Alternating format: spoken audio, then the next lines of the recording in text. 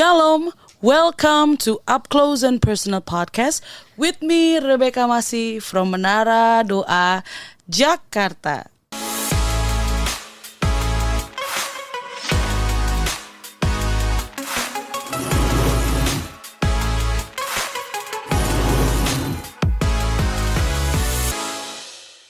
Saat saya sedang surfing di Instagram, tiba-tiba ada sebuah reels yang lewat di FYP saya. Ada seorang hamba Tuhan yang membuat statement seperti ini dalam bahasa Inggris. The worst evil people tend to be religious because if they can control you, they will quote the Bible to use that to control you. Highly religious people will say things like, God told me. Satan will abuse the Bible and religious people will weaponize the Bible to control you. Masih dengan Ibu Elke Wijanarko. Shalom Ibu. Shalom Rebecca. Shalom semuanya. Ya Bu, tadi perkataannya, statement dari hamba Tuhan gitu ya, agak shock juga gitu ya mendengarnya gitu ya.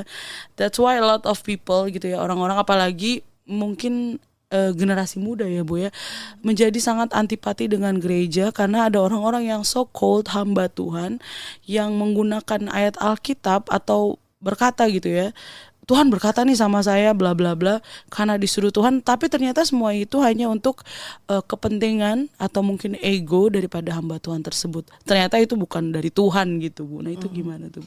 Itu statement dari seorang hamba Tuhan juga. Iya. Oke. Ya. Sebetulnya kalau menurut saya sih mereka sama ya, yang menyampaikan suatu statement itu terhadap orang yang dilontarkan itu sama, levelnya sama, sama-sama tidak bergaul dengan Tuhan, sama-sama tidak memiliki pengenalan akan Tuhan. Ya, kalau dia hanya membuka suatu statement begitu saja, berarti dia belum memiliki suatu hubungan yang intim dengan Tuhan. Kalau dia memiliki hubungan intim sama Tuhan, dia akan melihat lebih ke dalam lagi. Bahwa sejak dari awal selalu ada tertulis di Alkitab itu adalah Tuhan berfirman. Tuhan berfirman. Ya, berarti kalau Tuhan itu hanya bisa berfirman, bukan hanya bisa, dia melakukan segala sesuatu, menciptakan bumi hanya dengan berfirman. Ya. Lalu kalau dia menyatakan seperti itu kepada hamba Tuhan tertentu, ya, dia berarti tidak percaya bahwa Tuhan itu berfirman. Ya. Lebih mengarah kepada dialah yang religius, dialah yang agamawi. Sebetulnya sama, mereka berdua agamawi. Mereka berdua hanya secara religius. Ya. Yang satunya memakai ayat, mengutip ayat firman Tuhan untuk menjebak orang atau memanfaatkan manusia, ya. Tetapi kalau yang satunya juga cuma mengecam aja, sama saja. Ya. Jadi semua memang hari-hari akhir ini, oleh karena kita berada di masa yang terakhir, di mana iblis ini berusaha untuk menjauhkan setiap anak-anak Tuhan yang percaya kepada Tuhan itu untuk tidak memiliki hubungan yang intim dengan Tuhan. Dengan segala macam cara, baik kata-kata ataupun seperti yang Beka lihat itu ada muncul segala itu, iblis ini sedang mau menggoncangkan, menggoyahkan iman daripada anak-anak Tuhan. Supaya semakin tidak percaya, semakin saling beradu, semakin saling menentang seperti itu. Nah itu memang ilah zaman now. Ya. Nah kita bagaimana kalau kita hanya terpengaruh dengan kita melihat, oh itu gak benar, kemudian kita sendiri juga tidak benar, tidak melakukan kebenaran firman Tuhan. Jadi sama aja. Jadi sama dengan mereka. Ya kan, sama aja. Yang benar yang gimana? Kalau firman Tuhan berkata Tuhan berbicara kok. Kalau kamu gak percaya Tuhan berbicara, kamu ada ini juga karena Tuhan berbicara, karena Tuhan berfirman. Ya, seperti itu. Ya karena banyak ya hari-hari ini orang yang tidak percaya ya, apalagi anak-anak muda gitu ya Bu, sayang banget gitu ya, yang tidak percaya gitu, bahkan ketika diberitakan hal-hal yang spiritual gitu ya, yang rohani, banyak yang apa sih gitu ya, dan nggak percaya gitu kalau misalnya ada, ya nggak tahu juga ya, mungkin ada hamba Tuhan yang bilang ya Tuhan berbicara kepada saya gini, akan banyak banget orang yang kayak Hah, emang bener Tuhan ngomong sama situ gitu ya. Banyak banget gitu ya. Bahkan dulu pun aku sempat seperti itu gitu. Tidak tidak tidak percaya, bukan tidak sepenuhnya tapi memang tidak percaya gitu ya, karena apaan sih gitu kan. Atau saya baru dari sini, dari sorga, saya dari neraka atau apa gitu ya. Kayak apaan sih gitu, kalau nggak masuk akal logika kita tuh agak-agak akan sulit sekali gitu ya kalau untuk anak-anak muda sekarang gitu yang menerimanya gitu ya. Karena kadang kita juga ngeliat kelakuannya daripada yang mereka bilang hamba Tuhan itu kayaknya nggak gimana ya, nggak sesuai gitu, berbanding terbalik dengan apa yang dikhotbahkan, the way they treat people, terus segala sesuatu, hal-hal kecil yang kita lihat jauh banget ya di mimbar beda, di bawah beda gitu tuh. Jadi membuat kita jadi antipati dan tidak percaya, apaan sih ngomong apa sih gitu, kayak gitu Bu. Ya. Itu gimana Bu? Saya menyoroti dari yang sisi orang yang melihat hamba Tuhan terlebih dahulu aja. Ya. Ketika kamu melihat hal tersebut, ya saya tentunya menganggap bahwa kamu percaya kepada Tuhan Yesus. Ya, kamu sudah menerima Tuhan Yesus dan kamu percaya kepada Tuhan Yesus. Dan tentunya kamu membaca firman dong. Kalau kamu hanya sekedar percaya kepada Tuhan Yesus saja, kamu tidak memiliki hubungan dengan Tuhan Yesus, maka kamu akan mudah sekali diombang-ambingkan oleh segala pengajaran-pengajaran yang memang sesat. Dan memang ada kesesatan, penyesatan itu ada. Ya, Tuhan Yesus juga berkata bahwa penyesatan itu akan ada. Ya, tetapi orang yang mengadakannya itu ya lebih baik dikalungin batu kilangan, terus didorong ke laut gitu ya. Artinya itu urusan Tuhan gitu ya. Tapi penyesatan itu akan ada. Dan ketika penyesatan itu terjadi, kalau kamu memiliki hubungan yang terus-menerus intim dengan Roh Kudus, kamu bergaul dengan Tuhan terus, maka kamu tidak akan disesatkan. Dan kamu tidak akan gampang melontarkan suatu kata-kata yang sesat seperti itu, menyesatkan orang lain. Malah kamu akan mendukung yang lain untuk tetap terus bergaul dengan Tuhan, bergaul dengan Roh Kudus, dan kita bergaul dengan Tuhan Yesus Kristus, membaca firman-Nya terus, makan firman terus. Ya, sehingga kamu gak gampang disesatkan, karena memang akan ada penyesatan, itu pasti akan ada. Ya. Nah, kemudian dari sudut hamba Tuhan tersebut, itu memang ada yang gak benar, karena firman Tuhan juga berkata pada akhir zaman ini akan muncul banyak nabi-nabi palsu, pengajar-pengajar palsu. Itu pasti, kita udah bahas itu ya dulu ya, bahwa mereka akan lebih mementingkan kepentingan pribadi mereka. Betul. Ya. Dan seperti serigala berbulu domba, itu banyak sekali yang mau menyesatkan tadi ya. Nah, kembali ketika dia melakukan hal tersebut, kalau dia mengaku dirinya adalah hamba Tuhan, tentunya Tuhan yang berkuasa atas dia, dan Tuhan akan berurusan dengan dia. Ya. Tetapi kalau kita orang yang mendengarkan kemudian menghakimi seperti, emang Tuhan bicara kayak gitu? Emang Tuhan bicara? Kalau betul-betul Tuhan bicara, kita itu kalau kita berkata demikian, itu sama dengan menghujat Roh Kudus. Ya. Ada lebih baik ketika kalau kamu mendengar perkataan seseorang, Tuhan berbicara kepada saya ini. Nah, di dalammu kamu langsung bertanya, bergaul dengan Roh Kudus. Apakah benar Roh Kudus pembicaraanmu ini? Apakah benar ini firman daripadamu? Kita bergaul. Bukan langsung kita hakimi, emang Tuhan bicara kayak gitu. Hati-hati saudara. Ada dua dosa yang tidak bisa diampuni oleh Tuhan. Ketika engkau tidak mengampuni orang yang bersalah kepadamu, dan ketika engkau menghujat Roh Kudus, itu adalah dosa yang tidak bisa diampuni. Kapan engkau menghujat Roh Kudus? Ketika engkau gak percaya, seperti tadi. Kalau kamu hanya berkata, emang seperti itu Tuhan berbicara seperti itu, berarti itu kamu menandakan kamu ini orang percaya yang tidak percaya. Nah, itu berarti kamu menghujat Roh Allah, bukan yang di luar, tapi Roh Allah yang ada di dalam kamu. Itu berbahaya sekali.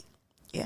Lebih baik adalah kamu bertanya kepada Roh Kudus, Tuhan, Roh Kudus, ada seorang hamba Tuhan berkata demikian, apakah ini berasal dari Engkau?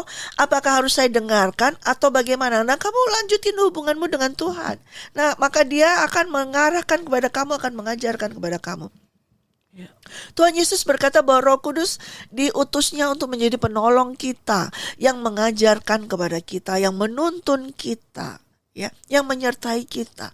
Dan dia juga, Roh Kudus akan memberitahukan kepada kita hal-hal yang akan datang. Ya, itu Tuhan yang nyampaikan. Jadi kalau kita tidak percaya tentang hal-hal yang akan datang yang kita dengar dari seseorang, karena kita melihat kehidupan dari orang itu nggak benar juga begini ya. Kemudian perkataan itu kita juga nggak percaya. Hati-hati, kalau saya tidak berani demikian, saya lebih bertanya, Tuhan, benarkah ini perkataan berasal dari Engkau? Masalah kehidupan orang tersebut, hamba Tuhan tersebut, itu bukan urusan saya. Itu urusan dia dengan Tuhan. Tuhan punya perkara sendiri dengan dia. Tetapi kalau dia sebagai hamba Tuhan, Tuhan bisa pakai hamba Tuhan yang salah juga untuk menyampaikan, bisa. Itu saya lebih mau tangkap adalah, benar nggak Tuhan ini suara dari Engkau? Benar nggak Tuhan Engkau berbicara? Itu yang lebih saya concern, lebih saya perhatikan daripada kehidupan daripada hamba Tuhan tersebut. Itu bukan urusan saya, dia urusan dengan Tuhan.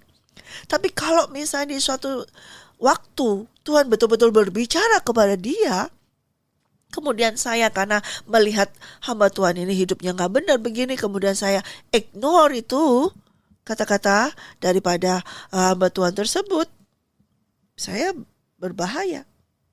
Ya. Coba kita tahu ya, ada nabi di Alkitab kita yang hanya sedikit sekali kitabnya, yaitu Nabi Yunus ya.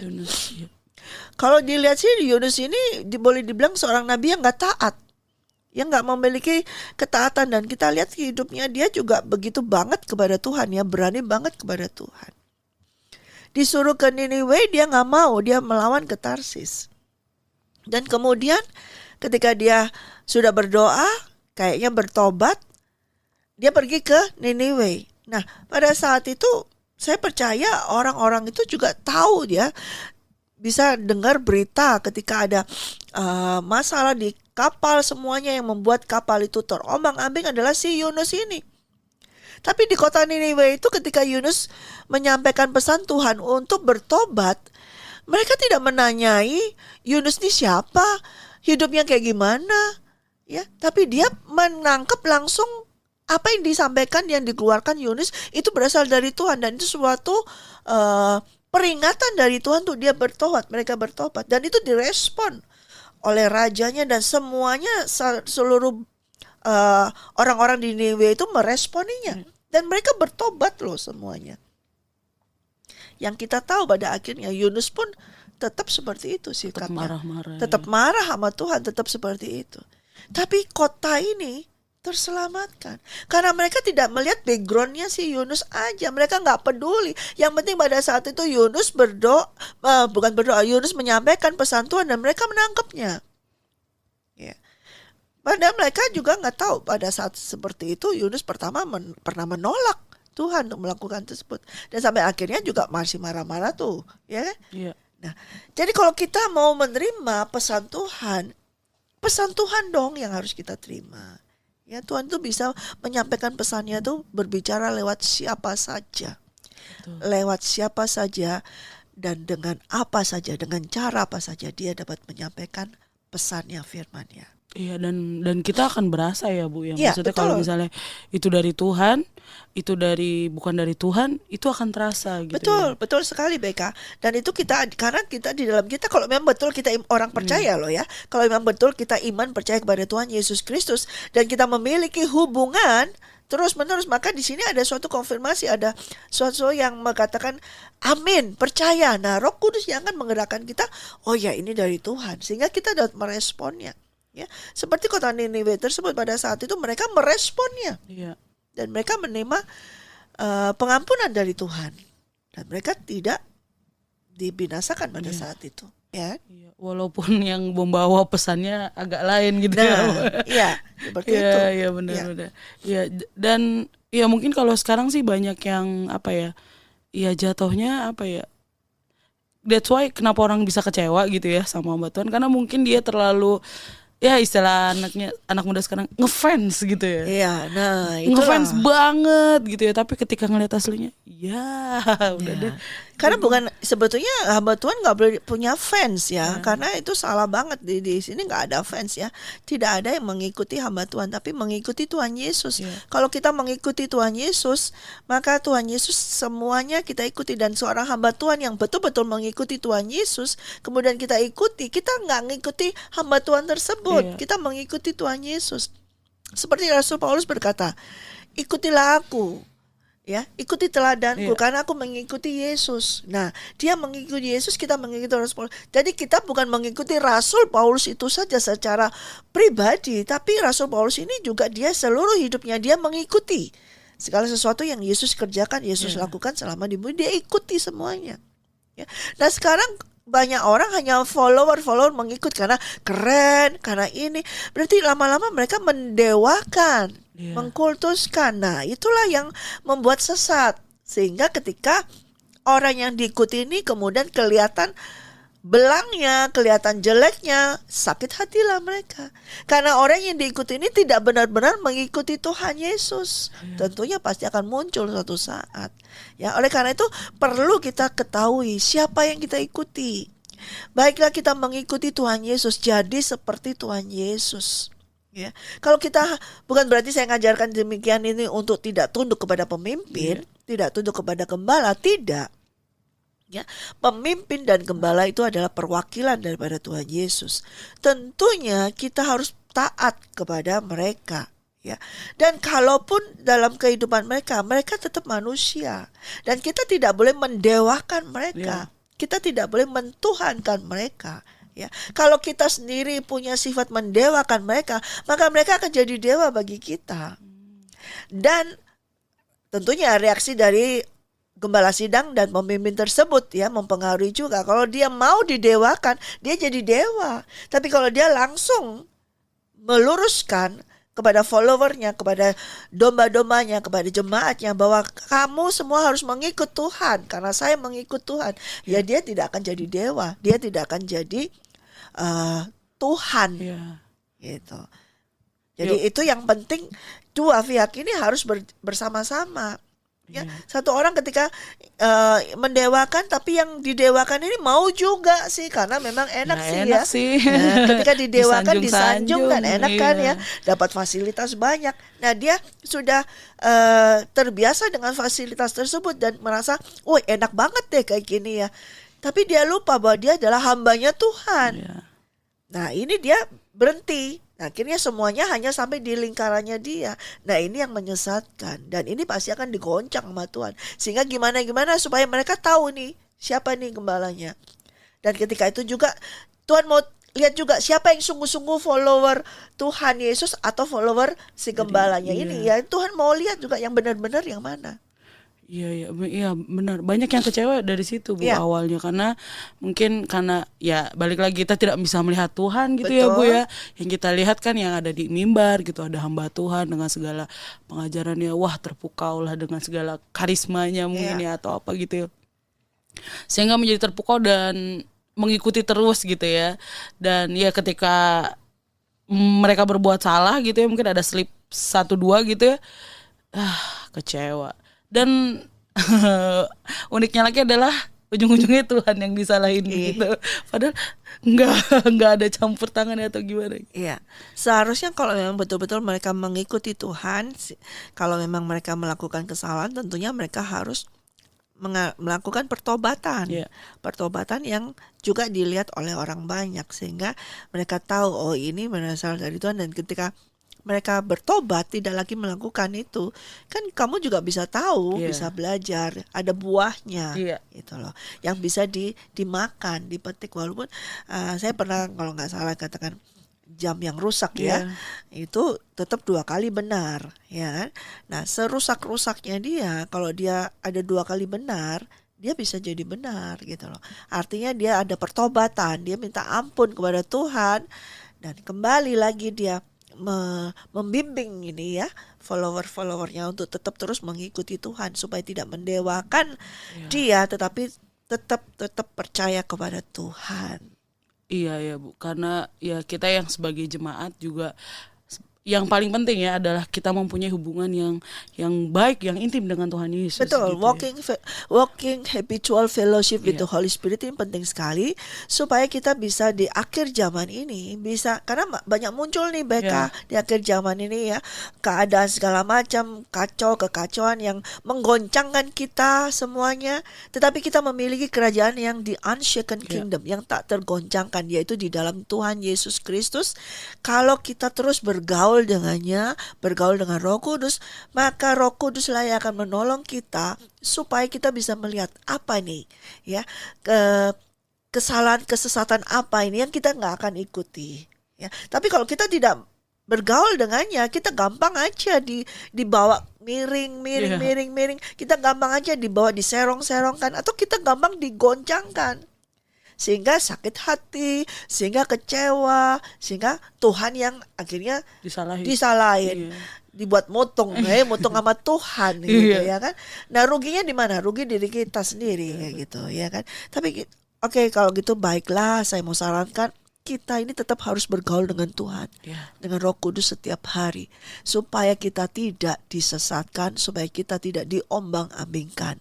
Walaupun di dalam dunia yang di akhir zaman ini kita akan digoncang, ya, digoncang, digoyahkan, tetapi kita tidak tergoncangkan, tidak tergoyahkan. Amin. Ya, terima kasih Ibu. Sama-sama Beka. Ya, di tengah dahsyatnya gempuran gitu ya, banyaknya sosial media, informasi yang masif gitu ya, yang gampang sekali bisa kita akses ya, kita juga harus pilih-pilih ya Bu ya. Segala sesuatu yang mau kita masukkan, kita lihat apa segala macam gitu ya. Sehingga ketika kita mempunyai walk-in habitual fellowship dengan Roh Kudus, kita bisa tahu, oh ini Tuhan, oh ini bukan dari Tuhan. Betul. Walaupun kayaknya beda tipis ya. Kayaknya bagus, kayaknya manis-manis perkataannya. Quote-nya nih oke nih, tapi ternyata bukan dari Tuhan gitu ya Bu ya. Ya, terima kasih sekali lagi sama-sama Bu buat Beka, hari terima ini. kasih. Saya percaya setiap kita diberkati melalui podcast Up Close and Personal pada episode kali ini. Sampai di sini dulu podcast kita pada hari ini. Terima kasih untuk support Bapak, Ibu, Saudara, Saudari sekalian.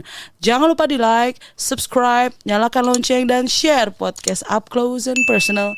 Be ready for He is coming. God bless you. God bless you.